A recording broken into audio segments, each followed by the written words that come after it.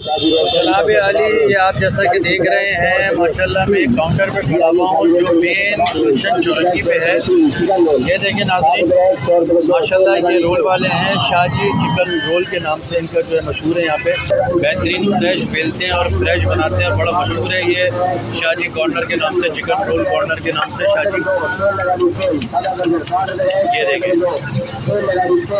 देखें सबसे अच्छा तो ये बनाने का तरीका इस तरह ये लोग बनाते हैं माशाल्लाह। तो बड़ा रश लगा रहता है, लोग 2-2, 3-3, 4-4, 5-5 लेके जाते हैं। ये देखें चट्टी मार के, वाह वाह वाह वाह वाह।